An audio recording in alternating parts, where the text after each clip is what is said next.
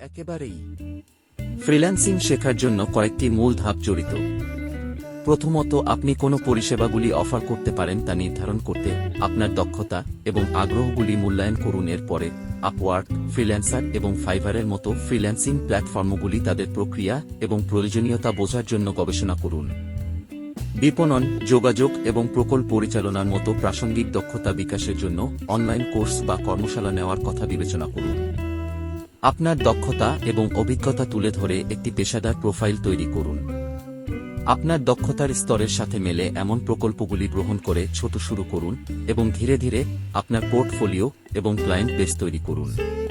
Tips এবং পরামর্শ বিনিময় করতে অন্যান্য ফ্রিল্যান্সারদের সাথে নেটওয়ার্ক করুন এবং আপনার পরিষেবাগুলি উন্নত করতে ক্লায়েন্টদের কাছ থেকে প্রতিক্রিয়া চাইতে দ্বিধা করবেন না। আপনার সময়কে কার্যকরভাবে পরিচালনা করে এবং আপনার ফ্রিল্যান্সিং ক্যারিয়ারের জন্য স্পষ্ট লক্ষ্য নির্ধারণ করে সংগঠিত থাকুন। আপনার দক্ষতা ক্রমাগত আপডেট করতে এবং প্রতিযোগিতামূলক থাকার জন্য বাজারের প্রবণতার সাথে খাপ খাইয়ে নিতে ভুলবেন না। সবশেষে ধৈর্য ধরুন এবং অবিচল থাকুন, কারণ ফ্রিল্যান্সিংয়ে সাফল্য প্রায় সময় এবং উৎসর্গ নেয়। ফ্রিল্যান্সিং শুরু করার জন্য একটি রোডম্যাপের জন্য এটি কেমন শোনাচ্ছে?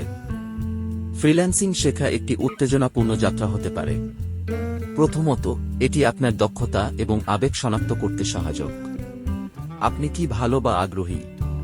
তারপরে কোন পরিষেবার চাহিদা রয়েছে তা বোঝার জন্য আপওয়ার্ক, ফ্রিল্যান্সার বা ফাইভারের মতো প্ল্যাটফর্মগুলি অন্বেষণ করুন। আপনি আপনার দক্ষতা বাড়াতে এবং ফ্রিল্যান্সিং সেরা অনুশীলন সম্পর্কে জানতে অনলাইন কোর্স বা কর্মশালাও নিতে পারেন।